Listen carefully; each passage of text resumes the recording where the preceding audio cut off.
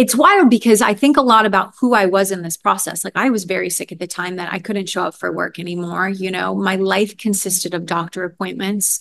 My life consisted of ways to try to get better. And it was a real identity shift because I went from, you know, living my dream and being on red carpets and doing interviews to being this other version of me that all I thought about, all I talked about, all I expressed was how I was SICK. I don't even like to associate, Right. but it became this identity. And so at that point, I remember talking to my brother, and my brother was like, "Hey, come to," my brother lived in California. He's like, "Come to California, you know, like come by the beach. I think if there's too much stress out there." So I was like, okay, I'm gonna leave New York for the summer. I'm gonna take a summer in California. I want to meeting someone and staying out here.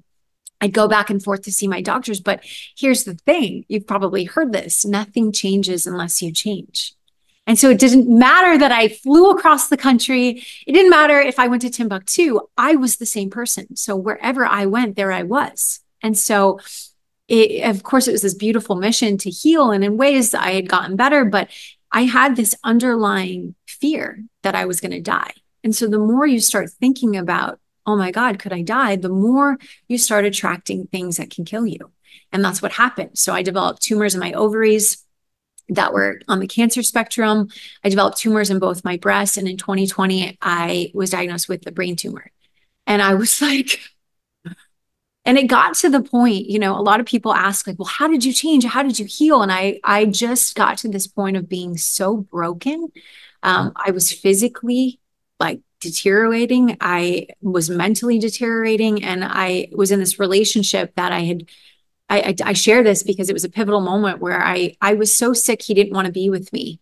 And I remember walking in on him with two girls and it being this like, oh my God, like there's nothing less you can take from me. Like there's nothing left. And I just remember being so broken. I just made a decision in that moment that I'm done. Like I will never live this life again. I'm done. And you can make these decisions with such an intent. It's a splash in the field, that unified field, that quantum field, whatever you want to call it, all consciousness, all that is energy. And it changed. It changed me. And I called my mom and dad and I was like, I'm going back to work. And they were like, are you crazy, Kaitlin? Like, we don't even know what's wrong. You just got this diagnosis. And I was like, I'm going this way. Like I watched this right at the same time. I watched this documentary called Heal. Have you seen it? Of course, yeah. And I just remember seeing all of these people from all different backgrounds, all different. I mean, they have nothing in common, but they somehow radically healed. And I was like, why can't that be me? Right. It opened my mind up to this possibility. Like, why not me? I don't know what to do. But I realized I had no joy in my life. Like everything in my life was about trying to get better, trying to be healthy. Mm-hmm. And so I said, I'm going to go back to work. And literally 3 days later, out of the blue, I got a call from someone I worked with 5 years prior in New York, like, Kaitlin, like, how are you doing? And I'm over there like, great, you know, like never been better. He's like, any chance you're looking for work? And I was like, yeah, but I don't live in New York. I'm in California. He's like, no kidding, Kate. Like this is for California. It was a Friday. I'll always remember it. He's like, is there any chance you can come in on Monday and test for it? And I'm like, you got to pull yourself together, girl. Come on. I go straight to the mall. I buy a dress. I'm really big on assigning meaning and like really building out the character. You have to step into this new identity of you. You have to become this version of you before the 3D reality, before the world adjusts.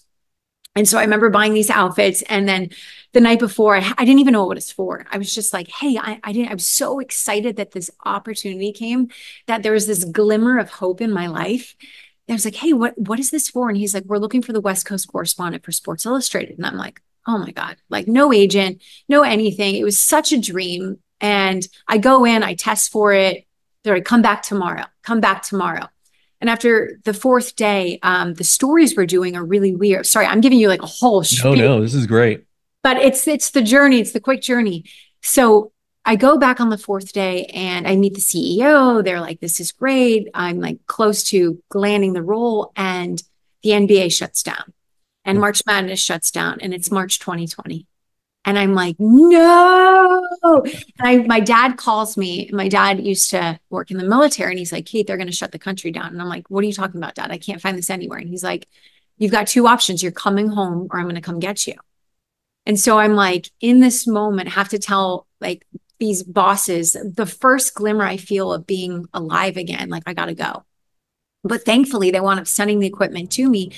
But I share this because I had this very powerful decision in that moment.